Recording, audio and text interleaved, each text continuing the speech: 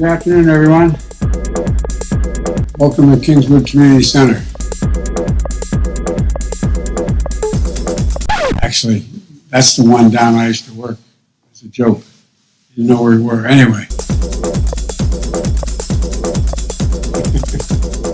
It's great to be here and back a place where I want to thank Wayne Jefferson for having us here at the Hicks Anderson Center. Everything from Delaware, everybody knew who Hicks was, my buddy, and Hicks and his family and everyone else at this center embody the defining story of America and a more just and sustainable economy for everybody this time included. I spoke to John just before he died. He was on his deathbed. And they said he could talk, he wanted to talk.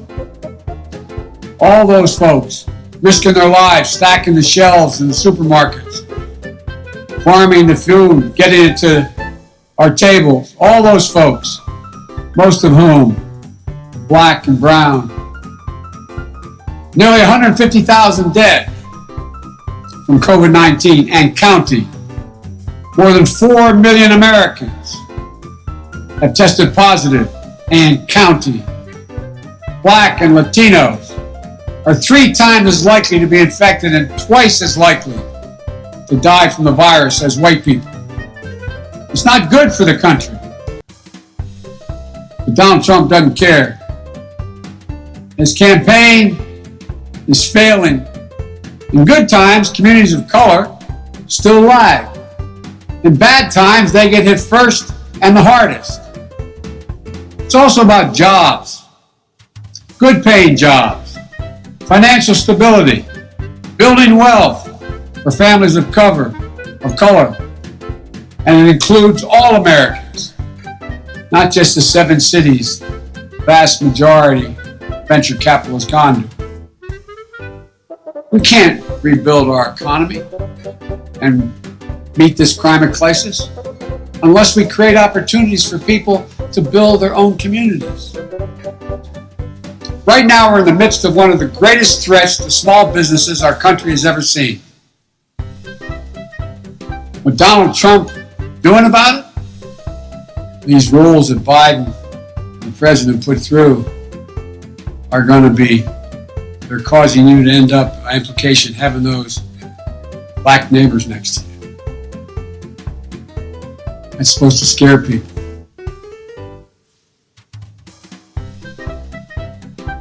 I met a couple. They're in here somewhere. Marquitas, where are you? See that young man right there? I hope I'm not embarrassing you. His lovely wife. Marquivas, who I just met backstage. His mom and dad never went to college. And he was 12 when someone handed him an old laptop computer. He took it apart, put it back together. It changed his life. At 17, he got certified to become an IT system specialist. That's pure courage, heart, and gut. He never gives up the pursuit of a full promise America. That's who we are. That's what this election is all about. I'm happy to take your questions.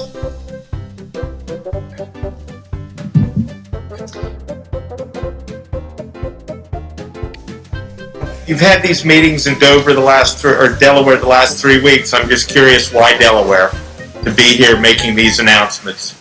I'm home, hiding in the basement. Over 340 million people have watched what we've done like this on television. That's as big as the American population. Okay, Mike. Thank you, sir. You just said that you believe that the president is intentionally provoking some of these violent clashes we're seeing, particularly in Portland. But as you might know, can you turn the mic down a little bit so I can hear you better? I'm sorry. Helps to be a little taller. No, I didn't mean that. You see some of the ads. You see cities burning, call 911. Biden is, and they have my picture in the background, and if it's a rape, dial 1. If it's anything else, it's going to take 7 days. I mean, come on. That is all about trying to come up with a bizarre law and order 2020 campaign thing to try to scare the devil out of the American people. And what's happened is, it has this, look, Mike, over 70% of the people in the country thinking the protesters that do you ever think you'd see 70% of the people saying Black Lives Matter? That's what he's done from the very beginning. As you've heard me say, coming down that escalator today, and now says he's going to get rid of those Mexican rapists and judges. I mean, this is so, Mike, I don't think you need to do that, but I think we do need to hold those who violate the law accountable. You should never let what's done in a march for equal rights overcome what the reason for the march is. And that's what these folks are doing. And they should be found, arrested, and tried. Okay, Ed O'Keefe, CBS. Thank you, sir. Take this off. You alluded to this in your remarks, and I bring it up because polling is bearing this out a little bit. But are you running against President Trump or for President and for Joe Biden? In other words, you alluded to this, but a lot of voters seem to think or are saying that their support hinges on the fact that you're not the president. So why perhaps should they be voting for you and not just against the president? That's why I'm laying out these detailed plans. And those who don't like me respect me, and those who do like me respect me. I know how to get things done internationally. Doesn't mean I can solve the problem. None. Think of how he talks about Putin.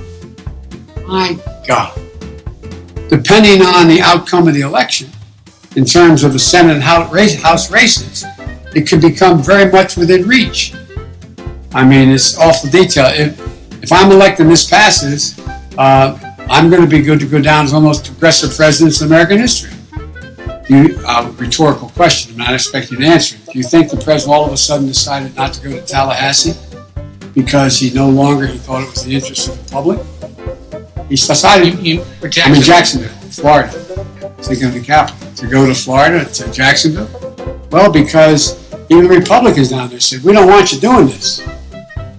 We don't want you doing this. They're just, it's a mistake. And so I think that there are guidelines that have to be made much more specific.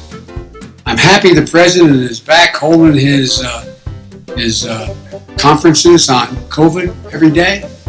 I don't know what the hell he's adding to it, except it's good he's wearing a mask and saying the right things, mostly. But this is about science. Sports right now, though? Should Major League Baseball Well, it seems to me that it's probably not going to be able to happen. It's like, look, many of you have families, moms, dads, etc. If they come from another state, you go from wherever you are to their state.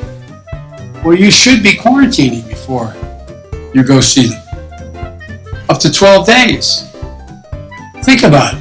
How are you going to distribute the vaccine when it arrives? When it arrives. When it's there. And the question of whether it's real when it's there, that requires enormous transparency. You got to make all of it available to other experts across the nation so they can look and see.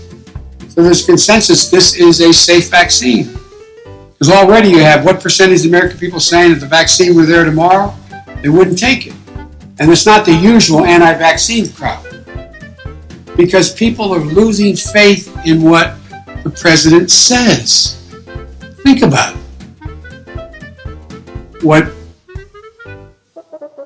The words of a president matter significantly. They can, as I said before, take us to war. They can bring peace. They can cause the market to rise. They can do good things. But people listen to what a president says. And if a president repeatedly says things to you that are not true, then there comes a time when they say, I have something that I think can cure you, but it could really hurt you. You're not going to listen to the guy who says, been lying to you for long. Anyway, thank you so much. Appreciate the time. And I'm getting out of your hair. Thank you.